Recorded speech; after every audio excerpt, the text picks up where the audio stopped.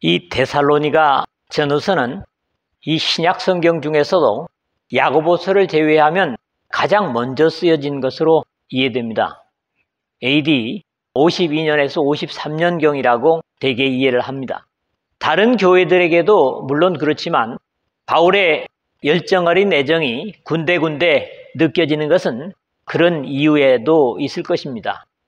1장 7절에 보면은 그러므로 너희가 마게도냐와 아가야에 있는 모든 믿는 자의 본이 되었느니라. 비록 석 달을 바울이 전도한 교회이지만은 이렇게 아름다운 모범으로 많은 지역에 알려진 교회입니다.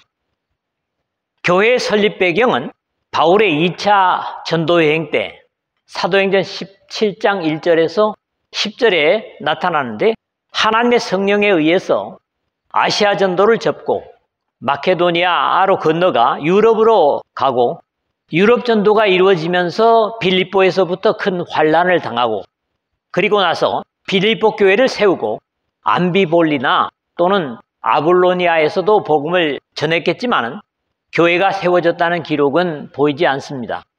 이 두 도시를 거쳐서 데살로니가로 갔고 바울의 관례에 따라서 유대인의 회당에 3주간을 복음을 전했지만 하나님과 성경을 알고 있는 유대인들의 복음에 대한 응답은 반대로 나타납니다.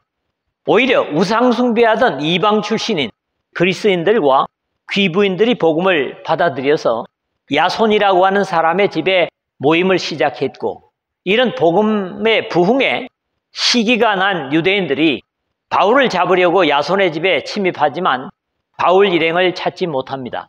결국 좋은 복음의 반응에도 불구하고 이런 소란으로 인해서 바울의 신변을 염려한 형제들이 밤에 베레아로 바울과 실라를 도망시킵니다. 이게 사도행전 17장 10절이죠. 바울이 베레아에서도 복음을 전한다는 소식이 알려지자 데살로니가의 유대인들은 베레아에까지 바울을 잡기 위해서 원정을 갑니다. 단 3주간의 짧은 기간 동안 복음을 들은 데살로니가 교회는 급속한 성장을 했고 바울이 그들의 신앙이 자리 잡을 때까지 함께해 주지 못하고 도망치듯 나온 것에 대한 염려로 디모데를 머물게 했습니다. 아테네에서 비로소 디모데가 데살로니가로부터 소식을 가지고 바울을 만나게 됩니다. 디모데가 가지고 온 소식은 교회가 박해 가운데 있다는 안타까운 이야기를 듣고 다시 가고자 하지만은 그것이 불가능했던 것으로 데살로니가전서 4장 17절 18절에 나타납니다. 이런 사정을 전해 들은 바울은 자신은 불가능하지만 디모데를 다시 데살로니가로 보내고 자신은 홀로 고린도로 내려가 그곳에서 다시 디모데를 기다리게 됩니다. 고린도에서 데살로니가로부터 디모데가 가져온 소식은 대부분 바울을 안심시키고 감사하게 하는 뜻밖의 내용들이었습니다. 여전히 그들의 믿음의 스승인 바울을 그리워하고 들은 말씀을 실천하려고 애쓰며 오늘 우리가 읽은 3절에 보는 대로 신앙이 균형 있게 잘 성장하며 핍박 가운데서도 기쁨으로 믿음을 지키는 것들이 다른 지역에까지 모범이 되고 있다는 고무적인 내용이었습니다.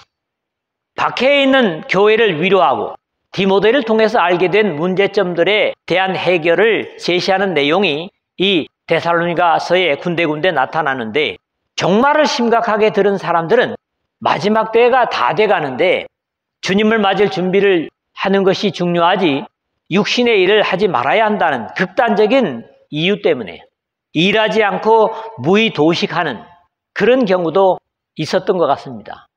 4장 11절에서 12절의 내용이고요. 이런 권면이 적어도 5개월이나 6개월 후에 쓰여진 데살로니가 후서에 더 강한 말투로 쓰여지는 것으로 봐서 실제로 심각했던 것으로 보입니다. 데살로니가 후서 3장 8절에서 12절을 보니까 자기의 일을 감당하지 못하고 오히려 일을 만드는 사람들이 있다. 이런 것들 보거든요. 고린도 교회와 비슷한 문제도 있었는데 신앙을 한다고 하는 사람들이 과거에 부도덕한 삶을 버리지 못하고 방탕한 삶을 그대로 유지하는 사람들도 있었던 것으로 4장 1절에서 6절에 바울은 경계하고 있습니다. 또 다른 문제는 역시 종말론에 너무 치중한 나머지 죽은 가족들에 대한 걱정과 슬픔에 힘겨워하는 사람들이 있었던 것을 4장 13절에서 18절 볼 수 있습니다. 짧은 기간에 세워진 교회이면서 당시로서는 아직 체계적인 성경이 주어지지 않은 형편의 교회였기 때문에 계속되는 가르침이 없는 상태에서 믿음 생활이 얼마나 힘들었을까 짐작이 되기도 하는데, 데살로니가 전 후서가 이 교회의 문제점을 해결해 주기 위한 편지였으므로 우리가 이해할 수 있습니다. 그런 형편에 쓰여진 서신이기 때문에 통일성 있는 신앙의 체계는 별로 볼 수 없고 주로 말세적인 내용들이 다루어지고 있는데, 그것은 당시로서는 예수도의 재림이 그만큼 긴박한 것으로 믿어졌기 때문이고, 대부분 논리적이고 체계적인 다른 바울을 통한 서신들과는 다르게 상당히 단순한 표현들이 많이 나타납니다. 마치 요한 일서 같은 거죠.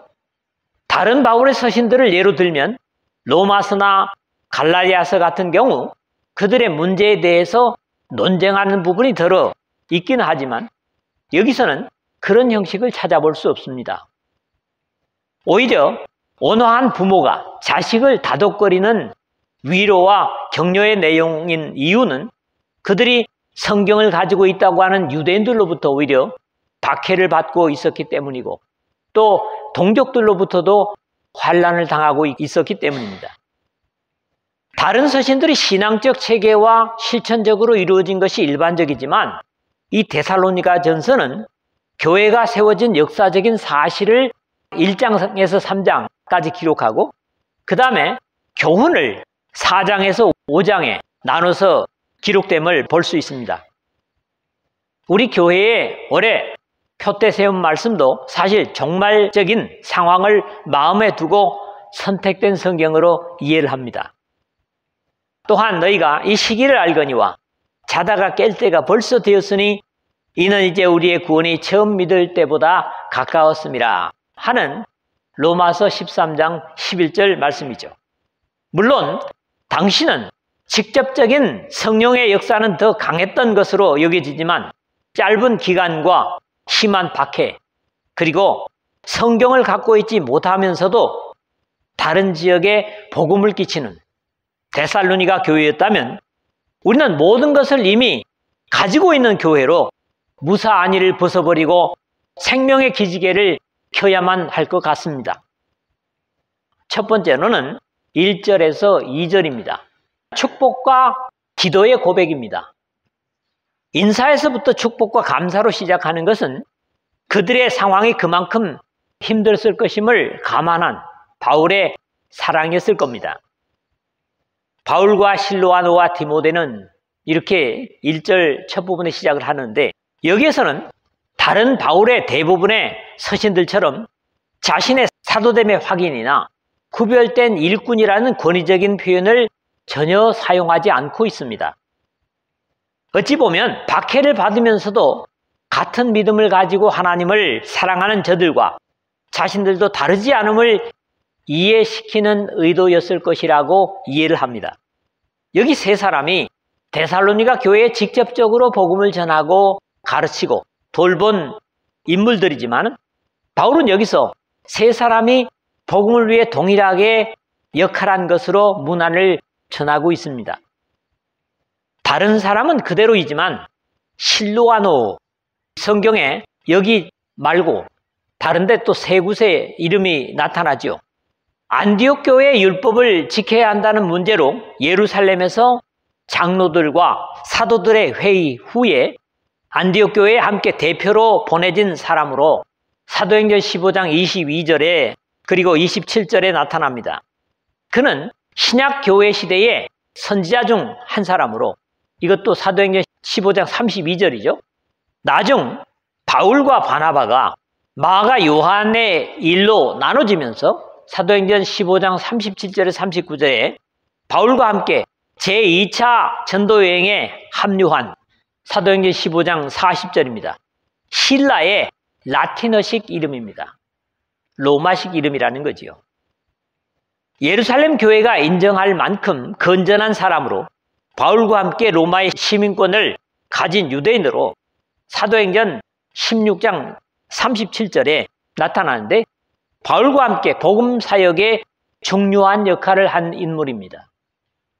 디모데 역시 바울이 문제 있는 교회마다 보냄을 받고 이 데살로니가 교회 역시 바울이 계속할 수 없는 사역을 감당하며 교회를 바르게 세우는 일을 묵묵히 감당한 믿음의 아들로 그에게 직접 보낸 편지인 디모데 전후서에 보는 대로 육신의 건강에 대한 염려를 하는 것을 보이지만 디모데전서 5장 23절 같은 경우죠.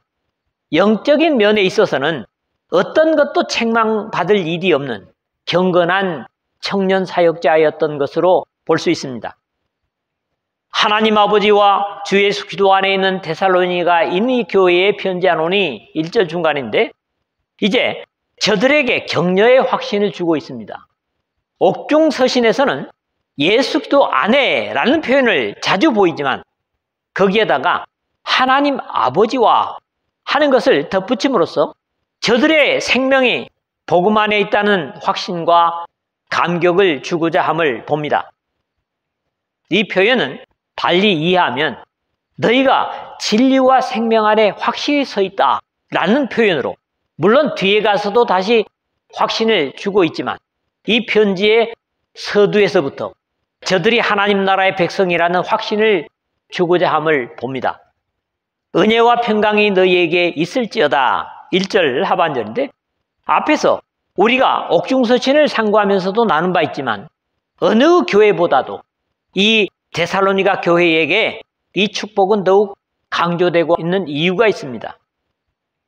그들이 안팎으로 박해와 환난으로 인한 어려움을 겪고 있기 때문에 바울 사도로부터 주어지는 이 축복이 다른 곳의 사람들과는 또 다른 위로와 격려가 크게 되었을 것입니다.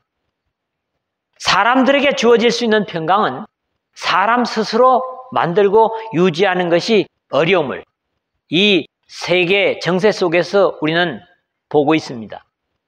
하나님의 은혜 없이는 평강은 쉽지 않고 특히 하나님의 은혜로 주어지는 내적인 평강은 상황과 환경에 관계없이 누릴 수 있다는 데서 더욱 귀중합니다. 우리가 너희 모두를 말미암아 항상 하나님께 감사하며 기도할 때의 너희를 기억하면 2절에 그렇게 연결되는데 이것은 또 하나의 데살로니가 교회의 감격이 되었을 겁니다. 바울뿐만 아니라 앞에서 거론한 세 사람 모두가 너희 모두를 말미암아 항상 하나님께 감사하며 라는 고백을 듣기 때문입니다. 뒤에 가서 좀 더 구체적인 표현을 보는데 우리가 이같이 너희를 사모하여 하나님의 복음뿐 아니라 우리의 목숨까지도 너희에게 주기를 기뻐함은 너희가 우리의 사랑하는 자 됨이라. 2장 8절에 말하는 데서 그것이 결코 듣기 좋은 말에 그치지 않은 것임을 확인할 수 있습니다. 기도할 때에 너희를 기억함은 이러한 같은 표현이 물론 다른 성경의 두 곳에도 나타납니다. 로마서 1장 9절이라든가 빌레몬서 1장 4절이도 나타나는데 물론 데살로니가 교회가 유대인들이나 동족들로부터 박해를 받고 있지만 2장 14절 여러분들이 참고하시고요. 이러한 바울의 격려는 저들에게 엄청난 힘이 되었을 겁니다. 사실 항상 기도의 대상이 되는 것은 편안하고 잘 되는 사람들보다는 언제나 어려움과 힘겨움을 견디는 사람들입니다. 지금 이 시대에도 마찬가지입니다. 대사도요 선지자인 사람들에게 항상 기도의 대상이 되어 있다는 것을 들을 때 저들은 아마 천군 만마를 얻은 것 같은 감격을 가질 수 있었을 겁니다.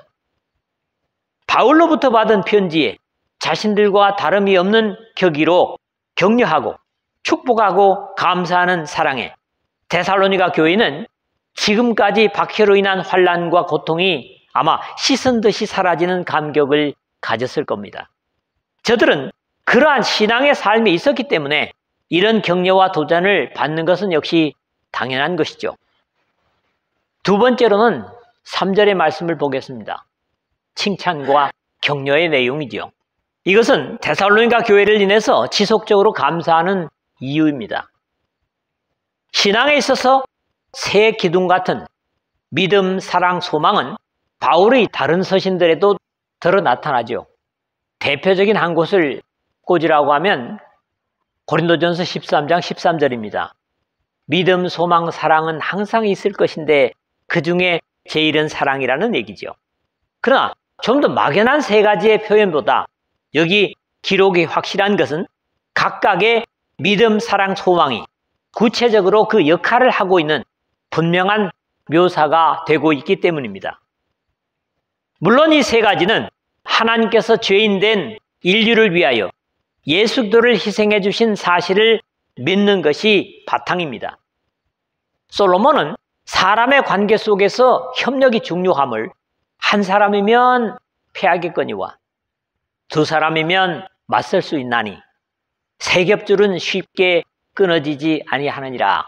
전도서 4장 12절에 표현을 해서 세 겹줄의 귀중성을 증거했다면 하나님을 받들어 섬김에 있어서도 믿음, 소망, 사랑이 균형 있게 자리 잡고 있다면 튼튼한 신앙이 될 것인데 감사하게도 주변의 모든 좋지 못한 조건에서도 불구하고 데살로니가 교회의 신앙이 균형 있게 자라고 있음을 감사하고 있습니다. 너희 믿음의 역사와 했는데 비록 율법주의 속에서 여러 가지 혼란을 겪고 있는 갈라디아 교회를 향하여 그리스도 예수 안에서는 할례나 무할례나 효력이 없으되 사랑으로서 역사하는 믿음뿐이니라. 갈라디아서 5장 6절에 하는 것처럼 움직임이 없는 믿음은 의미가 없음을 야고보서도 증거하고 있습니다. 너가 보거니와 믿음이 그의 행함과 함께 일하고 행함으로 믿음이 온전하게 되었느니라 하는 야고보서 2장 22절이죠. 믿음은 하나님을 신뢰하는 확신이며 이런 믿음은 반드시 역사를 만들어낼 것이라는 신앙의 논리입니다. 믿음이 있느냐 없느냐 하는 논쟁은 필요 없고 반드시 역사를 일으키는 창조의 믿음만이 믿음이 있다는 사실적인 답변인 것이죠. 사랑의 수고와 했는데 진실한 사랑은 반드시 그 사랑을 가진 사람을 움직이게 하는 희생과 수고를 결과하게 되어 있습니다. 역시 믿음처럼 행함으로 나타나지 않은 사전적인 사랑은 어떤 역할도 할 수 없는 겁니다. 비근한 예를 들자면 불이라는 말이 물을 끓일 수 있는 것이 아닙니다. 사실적인 불이 실제적으로 물을 끓일 수 있는 것과 마찬가지죠. 우리 주 예수 그리스도에 대한 소망에 인내를 했는데 다른 모든 기대, 즉 바라는 소망은 세상에서는 헛될 수 있습니다.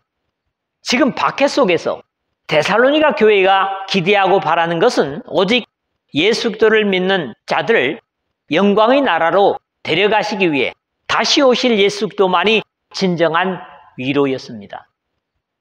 이런 소망이 있었기 때문에 환난과 고난을 기꺼이 견디며 인내할 수 있음을 바울은 칭찬하고 있는 것이죠.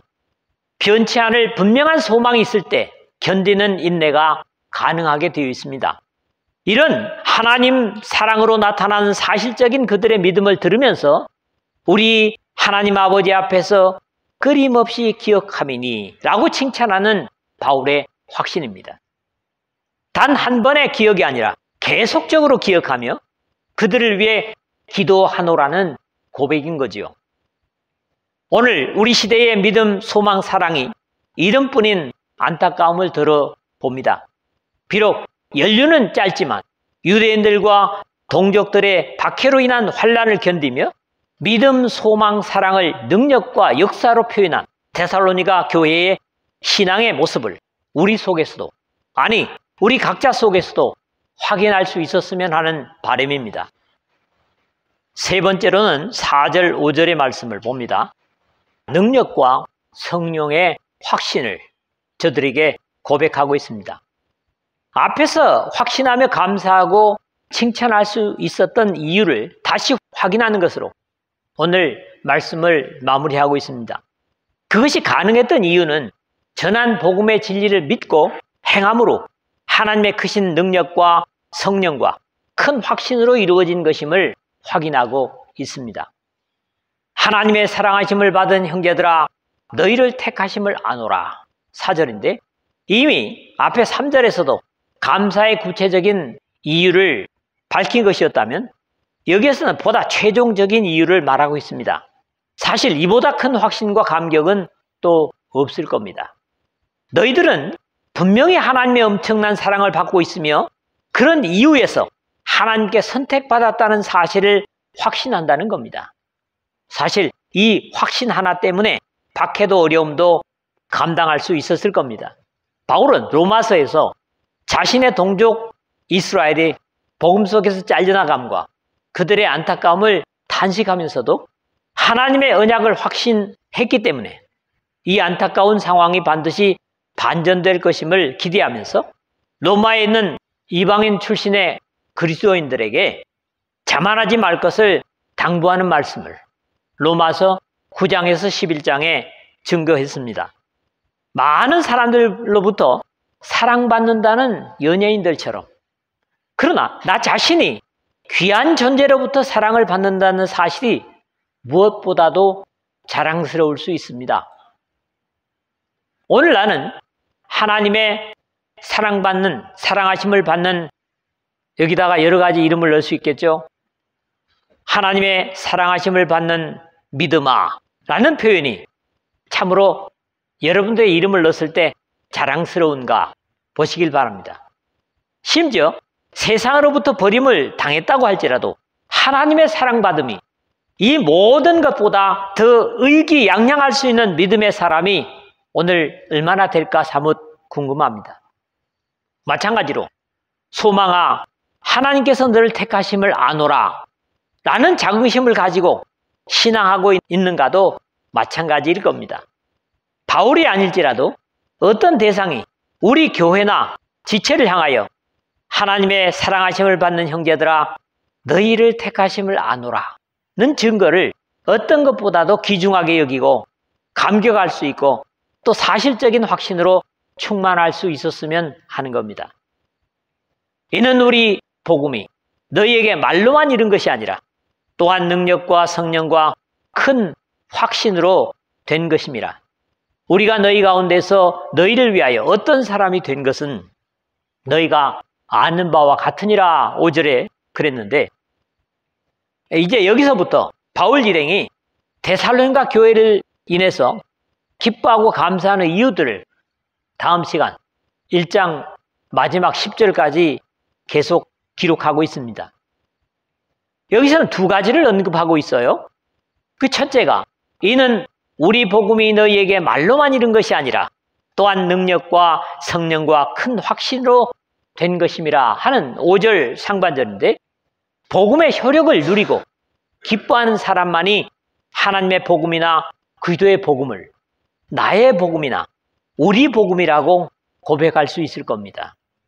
즉 바울과 실라와 디모데의 복음을 데살로니가 교회 역시 함께 누리게 되었음을 감사하며 고백하는 겁니다.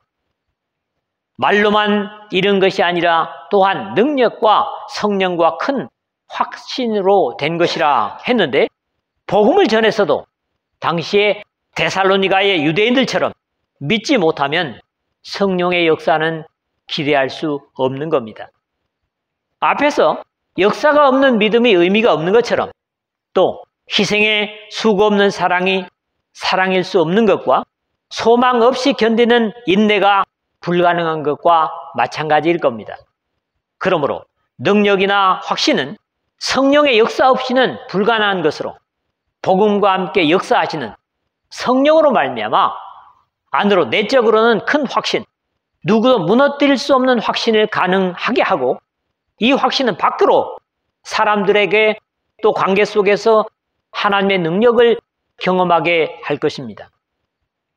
당시 사람의 지혜라고 하는 아무리 고상한 철학적인 말이라도 성령의 역사가 있을 수 없기 때문에 능력과 확신이 불가능하지만 여러분들이 그런 예를 보죠? 아테네에서 바울이 상당히 철학적인 말씀을 전했습니다. 그러나 거기서는 사람을 별로 얻지 못했습니다.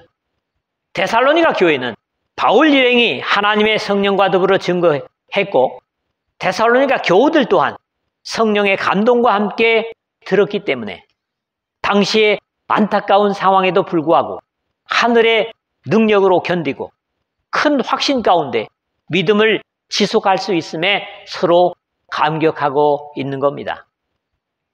두 번째로는 우리가 너희 가운데서 너희를 위하여 어떤 사람이 된 것은 너희가 아는 바와 같으니라. 5절 하반절인데 바울 일행이 유대인들의 간교한 방해에도 불구하고 그들 가운데서 어떤 자세로 복음을 전한 것은 이미 너희가 아는 바와 같으니라 한 것처럼 바로 다음 장 2장 1절에서 12절에 자세히 풀어서 증거를 하고 있습니다. 데살로니가 교우들이 보고 확신한 사실 때문에 2장 1절에 보니까 너희가 친히 아나니 2장 5절에도 너희도 알거니와 또 2장 11절에도 너희도 아는 바와 같이 라는 표현들을 반복하고 있습니다. 그것은 데살로니가 교우들과 바울 자신이 모두가 다 확실히 보고 확인한 사실이라는 거죠. 예수 그리스도의 복음은 당시 어떤 신비 종교와 같이 어떤 것도 감추거나 가리는 것이 없이 말이나 행동 그리고 거처나 활동 등의 어떤 것도 숨기지 않아도 부끄러움이 없었던 것은 우리 주 예수 그리스도께서 그러셨기 때문입니다. 말씀을 맺습니다. 데살로니가 교회는 짧은 역사에도 불구하고 교회로서의 아름다운 모습을 모두 갖추고 그들에게 복음을 전한 사역자들의 수고를 감격으로 바꾸어 주었습니다. 환난에도 불구하고 그들의 삶은 하나님 아버지와 주 예수 그리스도 안에 지속적으로 머물고 있었습니다. 말만 무성한 교회이기보다는 역사하는 믿음과 헌신과 수고로 사랑을 실천했고 핍박과 환난을 소망으로 견디는 실제적인 신앙의 사람들이었습니다. 하나님의 사랑하심을 받은 지체들로 그들의 택하심을 볼 수 있도록 복음이 말과 성령으로 심령의 확신을 가진 저들의 신앙은 겉으로는 능력으로 나타나 바울을 비롯한 다른 교회들에게 생명의 도전을 주었습니다. 우리 교회 또한 그러지 못할 이유가 없다고 저는 확신합니다. 여러분 각자가 데살로니가 교회와 같은 믿음으로 이 시대를 감당한다면 역시 같은 복음의 역할 그리고 감격을 가지고 서로를 격려할 수 있는 그런 신앙의 공동체가 되리라고 확신합니다. 믿으시길